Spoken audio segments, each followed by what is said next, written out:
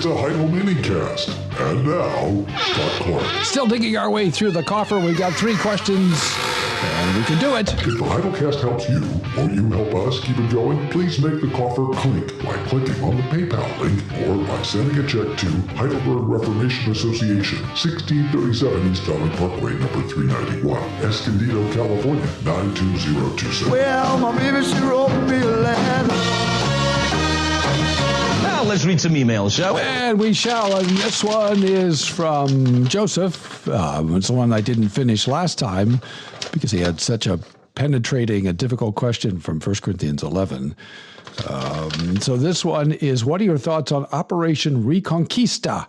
And he gives the website. This is, as far as I can tell, I don't know a great deal about it, but I did look.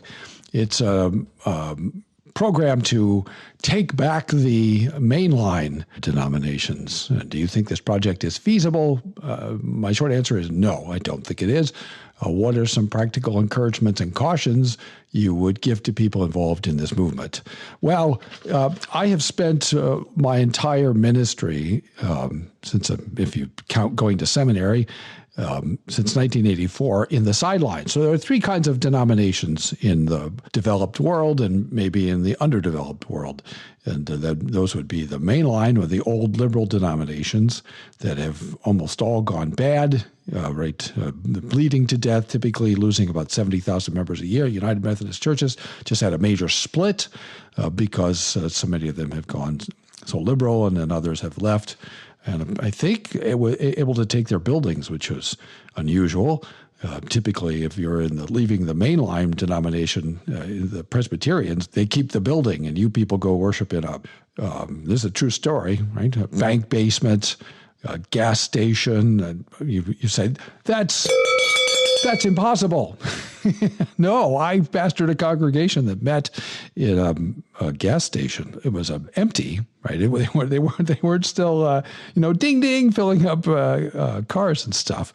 But other places, mortuaries. One place I've heard. So that's no, it's not always that grim. But I've spent 40 years in the mainline or in the sideline, and the mainline denominations from really the late 19th century started to go bad. They adopted higher critical views of Scripture. They began setting themselves up as judges over Scripture. They began denying the truthfulness of Scripture, the inerrancy of Scripture, the reliability of Scripture. They began denying the cardinal doctrines of the faith. The virgin birth was under attack 100 years ago. The humanity of Christ, or typically the deity of Christ, is under attack and has been for a long time. The supernatural character of Scripture and the Christian faith, was rejected, all of those kinds of things. And that attitude has been pervasive in the mainline denominations for a century. So that you really can't be a member, for example. I know the PCUSA better than the others. You can't be a minister in the PCUSA unless you hold a Bardian view of Scripture at least, and that you support women's ordination. So I think people who want to take back the mainline, I know Aaron Wren is beating that drum, and others. I've been having conversations with a young man who thinks that the main lines can be recovered. I don't know if he's part of this Reconquista movement, but I'm deeply skeptical because I've watched the main line chew up faithful people and spit them out for decades, and particularly ministers. So the more you press, I know people say, I know this conservative minister. Well, okay, relatively conservative, but when I have had conversations with people, I remember doing a conference some years ago, and a minister approached me in a mainline Presbyterian church, and a minister approached me and he whispered to me, I still believe the Westminster Confession. Why did he have to whisper? Why couldn't he say that in front of everyone else? Because it would get him into trouble, because you're not allowed actually to believe the Westminster standards anymore, as far as I can tell, in the mainline Presbyterian denomination. So you have to understand how entrenched the critics and the liberals are, the Bardians, who are, I think Van Til was right about the Bardians. They are, Bardianism is a new modernism. I think he was fundamentally correct. I remember reading Bruce McCormick's 1997 volume, Karl Barth's Critically Realistic Dialectical Theology. its genesis and development, 1909 to 1936. And as I read it, I thought, well, it seems to me that McCormick is vindicating just about everything, I think unintentionally. And I think he published a little book about that later on or something like that, if memory serves. And I told him that when I saw him in Geneva in 2009, I said, I loved your book. I thought it was fascinating. And I was surprised to see you essentially vindicating everything Van Til said about Barth. And he looked surprised. So, which is not, that happens to me somewhat frequently. I say things and people look at me like, what are you talking about? Anyway, I still think Van Til was correct about Karl Barth. As far as I can tell, Barth didn't really believe almost anything to do with the Reformed confession. He denied our view of the church, our view of the sacraments, our view of Scripture. He denied the distinction between law and gospel. So I can't see how Barth helps us to become Reformed. And so at any rate, and he's the theologian, at least he was, and I think he still is to some degree, the baseline in the PCUSA. You have to also understand the politics and the money in the Mainline. They don't need us. They have tons of money. That's why they're not really all that concerned about losing 70,000 people a year, because they're sitting on tons of money. So there is that as well. It just strikes me as naive. Go read I think the young people who think they can take back the Mainline, and Aaron Wren, who thinks that we ought to take back the Mainline, they ought to go read the history of J. Gresham Machen, or read Ned Stonehouse's biography of Machen, and read Darrell Hart's study in Machen, and read Machen for yourself. That was 100 years ago, and things have not gotten any better. So I don't understand the optimism that people have about taking back the Mainline. First of all, you have to get in to be able to take it back. And if the bar is such that you can't get in, then I don't see how that works. So there seems to be a certain degree of naivete, if you will. Heidelcast. This is the Heidelcast. Text the Heidelcast at any time at 760-618-1563. You got some letters. Okay, and he also asks, Joseph does, get this open here, about the three forms of unity. What's my favorite translation of the three forms of unity? And my view of that is that there are lots of good translations. I think, for example, the version published by the United Reformed Churches is quite good.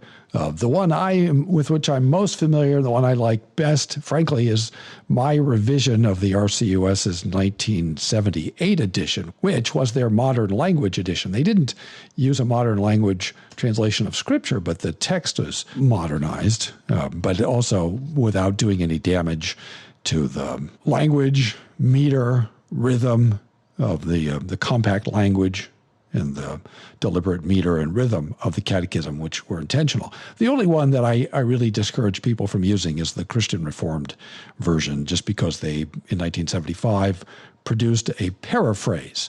And it, frankly, is just unacceptable, I think. It ruins the compact language. It ruins the meter. It ruins the rhythm. You lose the vocabulary of the catechism, and you lose key terms. For example, merit doesn't occur. I remember having a conversation with some young men. This is more than 20 years ago. And I kept talking about merit in the Heidelberg Catechism. We were online in a sort of denominational discussion list. And one of them came back and said, "What are you talking about? Merit in the Heidelberg Catechism? It's not in there." And I said, "What are you talking about?" It certainly is. I'm looking at the Latin text, looking at the German text, looking at older English translations, and I couldn't understand what they were talking about. And finally, I don't know why, I looked at the Christian Reformed version, and lo and behold, merit is not in there, which is a key term for understanding the Reformed doctrine of justification, the Reformed doctrine of salvation. I had not ever really used the CRC edition of the Catechism, so I do not recommend it. Don't think it's helpful. But the others, the versions published by, heritagebooks.org, Reformation Heritage Books, those are fine. The URCNA edition, which you can get through Great Commission Publications. It's in the back of the new Trinity Psalter hymnal. That's fine. I have a version at heidelblog.net/catechism, heidelblog.net/catechism. I need to go through it and clean some things up there. I made my own translation for my commentary on the Heidelberg Catechism, which will be, Lord willing, coming out. It's at the publishers now as I'm speaking to you. It'll be a little while before it goes through the process, probably more editorial work to be done. But it's essentially a cleaned up version, and I made some revisions to the work of the RCOS from 1978, and that was, of course, a revision of the version that occurs in Schaff, Creeds of Christendom, in Volume 3, the Evangelical Protestant Creeds. Heidelcast. This is the Heidelcast. Text the Heidelcast at any time at 760-618-1563. Well, let's read some emails, shall we? And this one is actually a text message sent to 760-618-1563. Comes from Luke, who says, Dr. Clark, correct me if I'm wrong. Well, Luke, that will be my pleasure. Oh, stop that double talk. I want to hear the Lone Ranger. Sabertucci's, Column 5s, spies, Certainly. But I believe in recovering the Reformed confession. You advocated for our generation to confess our faith anew to our context by drafting new confessional documents. Is that something you've seen any movement towards happening within NAPARC? He's referring to the North American Presbyterian and Reformed Council, which is made up of the OPC, PCA, URCNA, and RPCNA, and RCUS, and I think KAPC, and I don't mean to forget anybody else. CanRC, the Canadian Reformed Church, I think, is in there. ERQ, Église Réformée Québécois, something like that. They might be there too. I don't remember off the top of my head. I've not memorized the entire list of the members of NAPARC, so forgive me if I missed you. I don't mean to be invidious. Anyway, what do you think might need to occur in order to build momentum towards such a thing? Sincerely, Luke. Well, that is a great question, Luke. And yes, I did make that argument. And some years ago, the folks at Modern Reformation asked me to sort of rewrite that, update it a little bit. And so I did. You can find it there. If you're a subscriber to ModRef, you have access to it online. Otherwise, I don't think it's available to the public. But the substance of the argument is in Recovering the Reformed Confession, available in good and mediocre bookstores everywhere.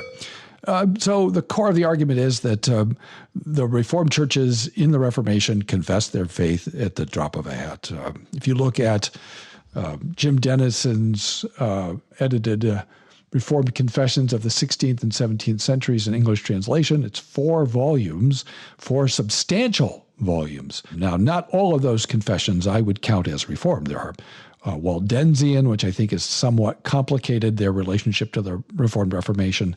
And then there are Baptist confessions in there, which I don't consider Reformed. Because the Reformed didn't consider them Reformed. And so I don't know on what basis Mr. Dennison included the Baptists in there, but he did. But otherwise, just even omitting the Waldensians and the Baptists, there are lots and lots of Reformed confessions in there. Some of them, most of them ecclesiastical, some of them more private. Beza's, for example, Unius did one. I don't know that it was ever adopted by a church, but there are hundreds of them. So we did a lot of confessions in 150 years. So at one point I had figured out the math, and I don't think I had calculated for all of the confessions, but about every 6 years or something like that, somebody wrote a new confession. And then we stopped basically in the middle or late 17th century. And there are reasons for that. But I think, not to say those reasons have passed, but I think it's time for us to do in our time what they did in theirs. I think it'd be a lot of work. I'm not confident exactly what the outcome would be. It might be that I wouldn't be happy with the outcome. I don't know. But I do think as a matter of principle that we ought to get together and ecclesiastical bodies create a committee or committees to do the work of confessing our faith in our time right? We need to face the questions that we're facing. We ought to be confessing against, as our forefathers certainly would have done. Open theism comes to mind. Social Trinitarianism comes to mind. Eternal subordination of the Son and all the variants, all of those kinds of things. Now, I think there are probably things that we don't need to be confessing against, and this would be one of the challenges. I think people, as soon as we got together to write a confession, and I know this because it almost happened, there was a movement in the late 80s, early 90s, if memory serves.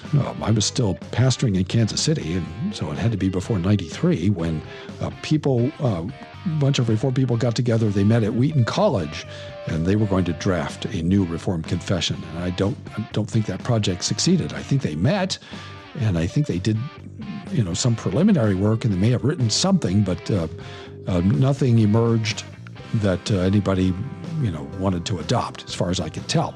And one of the concerns is that people will take that as an opportunity to inject their social views into the church. So having the church, confess on a whole range of social issues, when if you look at our confessions, we actually didn't do that.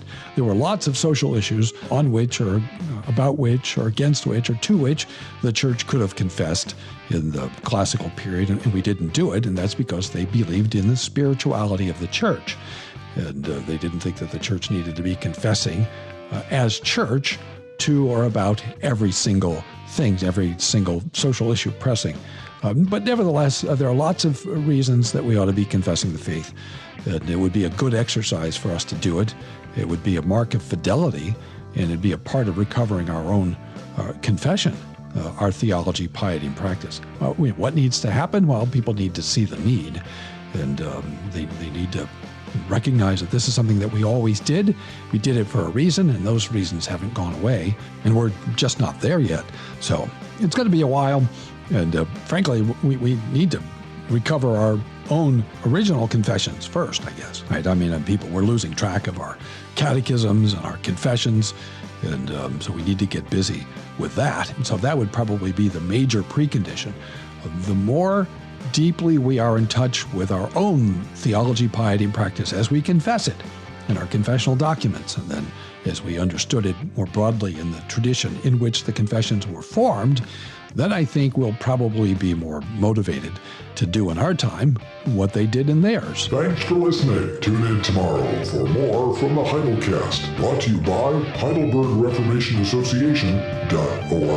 Don't forget, when the coin in the coffer clinks, the cost of bandwidth shrinks. Copyright Heidelberg Reformation Association. All rights reserved. This is a